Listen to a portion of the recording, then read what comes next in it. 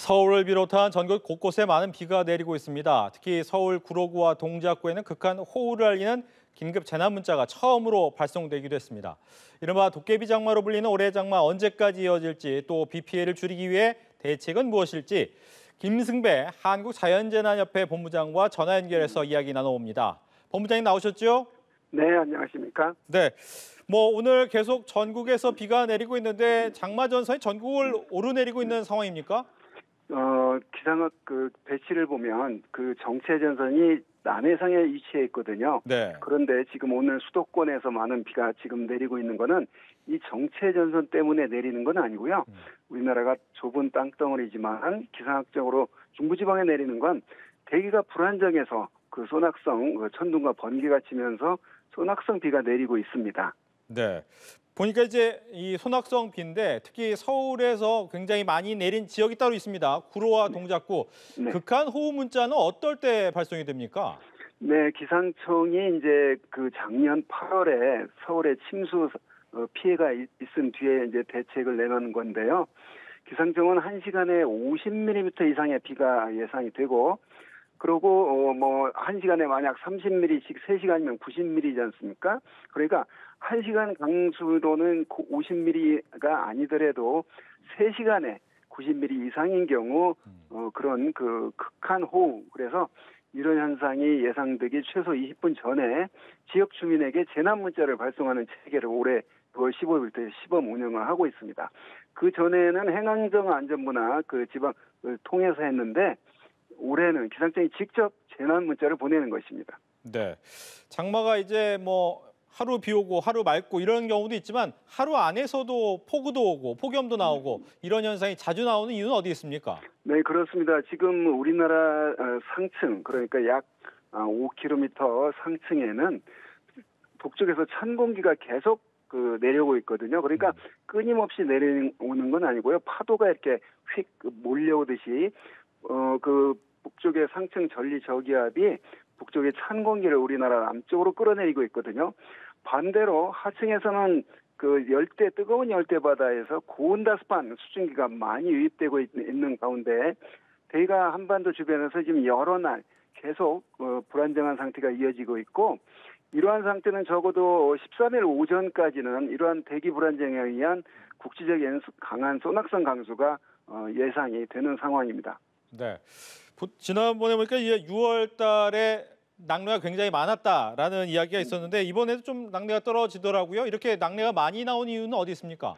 그렇습니다. 지금 아까 말한 그런 어떤 대기 불안정에 의한 원인인데요. 네. 상층에서는 찬 공기들이 계속 내려오고 있고 밑에서는 따뜻하고 이러기 때문에 특히 야간이 되면 상층이 더 낮보다 차가워지기 때문에 야간에 천둥 번개가 치면서 소나기가 자주 내리는 이런 게 반복이 되고 있는데, 앞으로 2, 3일간 이런 천둥 번개 치면서 국지적인 폭우가 내리는 조건은 이어질 것으로 보이고, 그 이후 13일 이후는 이제 다른 원인, 아까 말한 정체 전선이 이제 올라오면서 비가 예상이 됩니다. 네.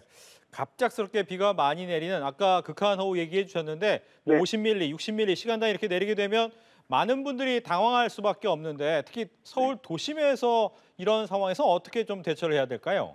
네, 그렇습니다. 갑자기 폭우가 내릴 때 도심에서는 특히 자동차 운전 때 조심해야 됩니다. 그러니까 폭우가 내릴 때는 가장 기본은 안전거리를 확보해 줘야 되고요. 앞차와의 거리 2배 이상 평상시보다 해서 추돌 사고에 대비를 해야 되고, 또 폭우가 내릴 때 차 운행할 때는 앞뒤차만 고려해야 할 게 아니라 옆에 보행자도 고려를 해야 됩니다. 그래서 속도를 완전히 줄여서 빗물 고이는데 튀기지 않도록 해줘야 되고요. 지하차도 들어갈 때 특히 조심해야 됩니다. 비가 무릎 이하 물이 고여 있을 때는 가급적 들어가지 않아야 되고요. 만약 지하차도 운행 중인데 물이 넘쳐서 급히 물이 불어나고 있으면 빨리 차를 포기하고 차에서 벗어나서 빨리 멀리 떨어져야 됩니다. 네. 네. 장마가 좀 길어지면 길어질수록 이제 지반이 많이 약해지지 않습니까? 산사태, 네. 축대 이런 부분도 좀 미리 준비를 해야 되겠죠? 그렇습니다. 비가 많이 오고 지금 지난 6월 25일 장마가 시작된 이후 거의 매일 비가 어디에선가는 내렸거든요. 많이. 그래서 전국적으로 상당한 그 장맛비가 내렸습니다. 그렇게 되면 땅이 지금 그 굉장히 물러 있거든요. 그러니까 그 함수율이 물을 많이 포함되고 있기 때문에 여기에다가 오늘 밤 또 이번 주말 그러니까 적어도 17일까지는 국지적인 그런 어떤 장맛비가 예상이 되는 상황이거든요. 그래서 그 오래된 축대 주변에 있는 분들도 최근에 그 어떤 전원주택 개발한 지역들 또 도로를 냈는데 경사면이 지금 아직 그 굳어지지 않은 지역들은 특히 산사태와 축대 붕괴 위험성이 있습니다. 이런 때는 야간에 비가 내리는데 산사태는 그 약간 그 소리가 난다거나 이런 그 어떤 전조 현상이 있기 때문에 비가 많이 올 때 산사태 발생 가능 지역에 있는 분들은 특히 밤에 잠을 못 자더라도 그런 어떤 전조 현상에 귀를 기울여야 합니다. 네. 앞서서 이제 17일 정도까지는 비가 올 것이다라고 이야기를 하셨는데 그 이후엔 그러면 본격 더위가 시작되는 겁니까? 그렇습니다. 이제 그게 이제 장마가 언제 끝날 것이냐 이런 상황인데요. 네. 지금 현재 월요일까지 전국적으로 내리다가 18일 충청 이남 쪽에 그러니까 충청도와 전라도에 이 장맛비가 이어질 것으로 보이거든요. 그러면 19일부터는 이제 그 장맛비가 그치면 바로 그 폭풍 찌는 그런 폭염이 예상이 됩니다. 그러면 18일이 과연 올해 장마의 끝이 될 것인가는 저는 개인적으로는 그게 끝날 조짐으로 보지만 그 이후는 그 북태평양 고기압 그러니까 덥고 습한 공기가 우리나라를 덮고 이 정체 전선을 저 북한, 중국 쪽으로 밀어 올릴 것이냐인데 그 정도까지는 아닐 것으로 보이기 때문에 하여튼 18일까지는 이 정체 전선에서 그 장맛비가 내리다가 그 올라간 정체 전선이 다시 내려올 가능성이 있거든요. 그거는 앞으로 향후 일주일 정도 더 지켜봐야 될 것 같습니다. 예. 보통 이제 기상청에서 공식적으로 장마 종료일 이렇게 발표하지 않는 이유는 있습니까?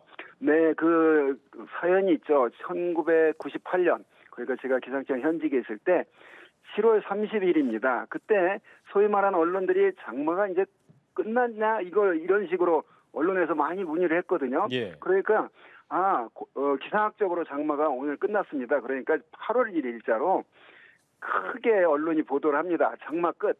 그런데 그날 그날 장마 끝났다고 발표한 날 엄청난 비가 내렸거든요.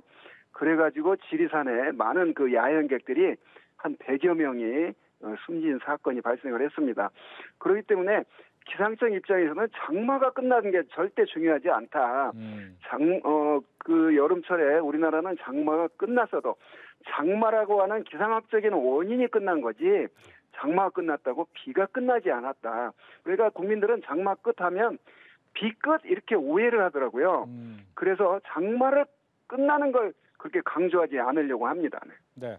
끝으로 날씨 기후 이상이 좀 많아지면서 우리나라 기후도 예전 같지는 않다. 따라서 네. 장마라는 용어를 좀 바꿔야 되는 거 아니냐 이런 얘기가 있다고 하던데 어떻습니까? 그렇습니다. 그 봄, 여름, 가을, 겨울이 있고 여름, 봄 끝에서 여름으로 시작되는 시점에 장마라고 하는 그러니까 사계절이 아니라 우리나라가 5계절이 있다 이런 말도 있거든요.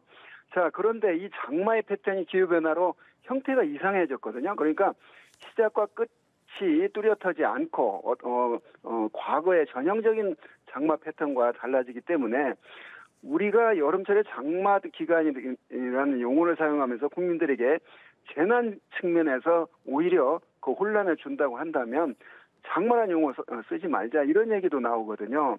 그래서 이제 이런 거에 대한 기상청이 토론해서 그 용어 정리를 한다고 합니다. 네, 오늘의 폭우 또 장마와 관련해서 김승배 한국자연재난협회 본부장과 이야기 나눠봤습니다. 오늘 이야기 잘 들었습니다. 네, 고맙습니다.